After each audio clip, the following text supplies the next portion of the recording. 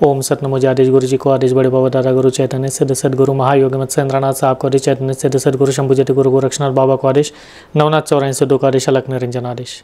स्वागत करतो तुम्हा सर्वांच्या आपल्या या यूट्यूब चॅनलवरती।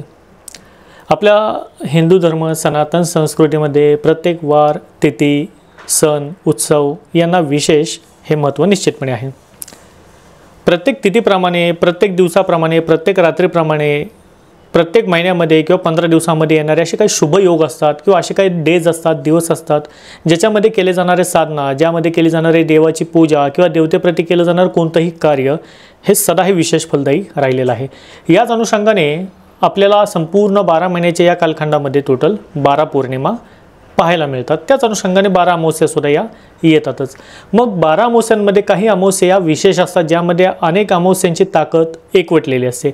याच अनुषंगाने 12 पौर्णिमा असतात त्यातल्या काही पौर्णिमा एवढ्या विशेष असतात की या पौर्णिमेमध्ये 12 पौर्णिमा केलेलं फळ म्हणा किंवा त्या 12 पौर्णिमेची एक पद्धतीची ताकद ऊर्जा या पौर्णिमेमध्ये आपल्याला मिळते। अशी एखादी कोणा पौर्णिमा असते।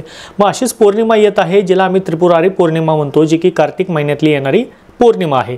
तर या त्रिपुरारी पौर्णिमेबद्दल आज माहिती सांगण्याचा प्रयत्न या व्हिडिओमध्ये मी केला आहे। याच्यामध्ये खास करून त्रिपुरारी पौर्णिमेला तुम्ही कोणत्या गोष्टी करू शकता याचं पुण्यफल तुम्हाला कशा रीतीने प्राप्त होऊ शकते याबद्दल थोडक्यामध्ये आज आपण माहिती घेणार आहोत। सर्वप्रथम आपण हे समजून घेऊयात की ही येणारी पौर्णिमा जिला मी त्रिपुरारी पौर्णिमा म्हणतो ही येत कधी आहे। ही येत आहे दिनांक 5 ऑक्टोबर 2025 ज्या दिवशी आहे बुधवार। या दिवशी पौर्णिमा ही असणारी आहे आणि पौर्णिमेच्या दिवशी केली जाणारी पूजा असेल किंवा कोणत्याही पद्धतीचे कर्म असतील जे देवतेला प्रधान असतील देवतेप्रती करणारे असतील ते आपल्याला करायचे आहे दिनांक 5 तारीख म्हणजे 5 ऑक्टोबर 2025 या दिवशी। आता आपण सर्वप्रथम हे समजून घेऊयात की त्रिपुरारी पौर्णिमा याचा खऱ्या अर्थी शास्त्रसंमत इतिहास किंवा अशी कोणती कथा आम्हाला पाहायला मिळते की ज्यामध्ये या पौर्णिमेचं महत्त्व हे अधिक पटीने वाढते। त्रिपुरासुर नामक एक दैत्य होता। या दैत्याला ब्रह्मदेवाकडून अमरत्वाचा थोडक्यामध्ये एक पद्धतीचा वरदान हा प्राप्त झालेला होता। तर हा उन्मत्त झालेला दैत्य याने त्रिभुवन असेल सप्तपाताळ असेल इंद्रलोक असेल सर्व ठिकाणी हाहाकार हा माजवला।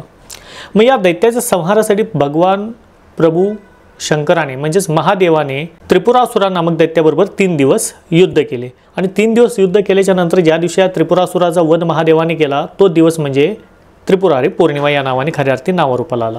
ज्या अनुषंगाने असत्याचा नाश झाला अधर्माचा विनाश झाला त्रिपुरासुर नामक दैत्याचा वध महादेवाने केला हा एक पद्धतीचा विजयोत्सव साजरा करण्यात आला।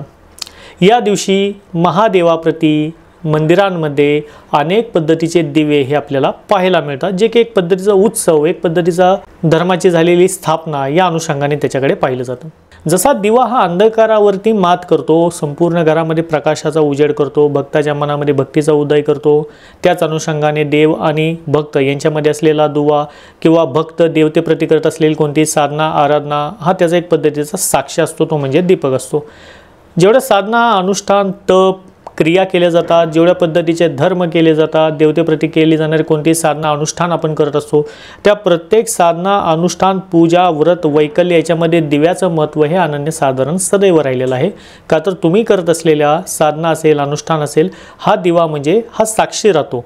हाच दिवा असतो जो देवतेला सांगणार असतो की या व्यक्तिरेखेने अमुक अमुक साधना ही तुमच्याप्रती केलेली आहे मी त्याचा साक्ष आहे हा म्हणजे असतो आपला दिवा। त्यामुळे संपूर्ण दिव्याचं महत्त्व हे संपूर्ण पूजा विधान याच्यामध्ये अनन्यसाधारण सदैव राहिलेलं आहे। म्हणून तर या दिवशी आपलं देवघर असेल या देवघरामध्ये अनेक पद्धतीचे दिवे लावण्याची प्रथा किंवा जेवढे मंदिर आहेत तुम्ही अनेक वेळा पाहिलं असेल की मंदिरांमध्ये हजारोच्या तुलनेमध्ये हजारोंच्या पटीमध्ये दिवे हे लावले जातात। त्याच अनुषंगाने या त्रिपुरारी पौर्णिमेला आपण आपल्या घरामध्ये सुद्धा दिवा याला लावणं किंवा दिव्याप्रती केलं जाणारं कोणत्याही पद्धतीचं तुमचं समर्पण असेल पूजन असेल याला विशेष किंवा अनन्यसाधारण महत्त्व हे निश्चितपणे आहे। आता आपण येऊयात उपायाकडे की या दिवशी आपण खऱ्या अर्थी उपाय काय केले गेला पाहिजे। दिव्याचं महत्त्व शास्त्रानुसार सर्वस्वी मान्य तर सदैव राहिलेलंच आहे। हाच दिवा असतो जो लक्ष्मीला आपल्या प्रती आपल्या घराकडे आकर्षित करण्यासाठी याचा उपयोग सुद्धा अनेक वेळा केला जातो। तंत्रशास्त्र असेल तर तंत्रशास्त्रामध्ये सुद्धा दिव्याला अनन्यसाधारण महत्त्व हे निश्चितपणे आहे। आता या दिव्याचं महत्त्व जर आणखीन कुठे वाढत असेल तर ते हे त्रिपुरारी पौर्णिमेला वाढते।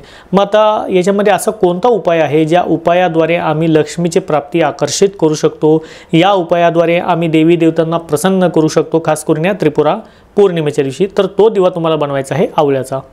आता आवळा दिवा बनवणं याला संपूर्ण वर्षभराच्या कालखंडामध्ये या दिवशी अतिविशेष महत्त्व आहे, कारण मुळामध्ये कार्तिक मास चालू आहे। कार्तिक मासमध्ये केलं जाणारं आवळा स्नान असेल किंवा आवळाचं पूजन असेल याला तर अनन्यसाधारण महत्त्व निश्चितपणे आहे। त्यामुळे या दिवशी तुम्ही आवळ्यावरती दिवा स्थापित करणे, थोडक्यामध्ये आवळ्यावरती दिवा लावला कसा जातो तर आवळा हा थोडासा कट करून किंवा त्याचं बीज जे राहतं ते बीज बाहेर काढून त्याच्यावरती तुम्ही तुपाचा दिवा, तुपाची वात ज्याला म्हणू, तुपाची वात ज्याला आपण म्हणूयात ते त्याच्यावरती स्थापित करून तुम्ही हा दिवा आवळ्यावरती खऱ्या अर्थी लावायचा असतो आणि या दिव्याने तुम्हाला आरतीही करायची असते। हे कुठेतरी प्रथा सर्वस्वी सर्वश्रुत आहे।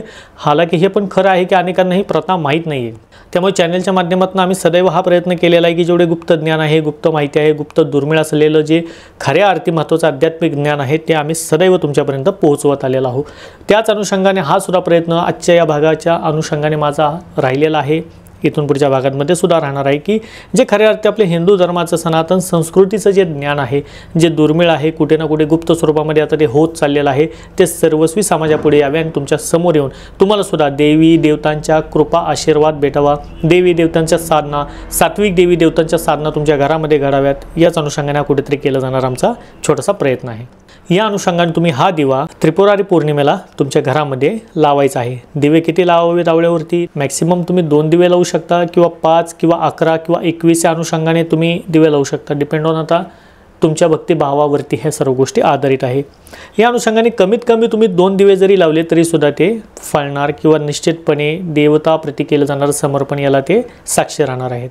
तेव्हा निश्चितपणे तुमची या सायंकाळी केली जाणारी जी भक्ती असेल, देवतांप्रती केलेलं जर तुमचं पूजन असेल किंवा देवी देवतांची या दिव्यांद्वारे केली जाणारी आरती असेल यांनी लक्ष्मी माता या प्रसन्न सुद्धा होतात आणि तुमच्या घरामध्ये सुख, शांती, समृद्धी, भरभराट सुद्धा देतात। अनेक ठिकाणी आपण हे सुद्धा पाहतो की नवग्रहांचे असलेले त्रास ह्याच्यातनं मुक्तता होण्यासाठी सुद्धा आवळ्याच्या दिवाचं महत्त्व हे अनेक ठिकाणी गणले गेलेलं आहे आणि ते निश्चितपणे योग्य सुद्धा आहे की सपोज तुम्ही आता घरामध्ये तुमच्या दिवा लावत असाल आणि तुमच्या पत्रिकेमध्ये नवग्रहातला कोणताही ग्रह सपोज एखादा खराब असेल तर हा सुद्धा एक चमत्कारी उपाय मी तुम्हाला सांगत आहे की तुम्ही जिथे शिव मंदिर असेल, महादेवाचं मंदिर जिथे असेल त्या महादेवाच्या मंदिरामध्ये जाऊन तुम्ही 11 दिवे आवळ्यावरती स्थापित करावेत।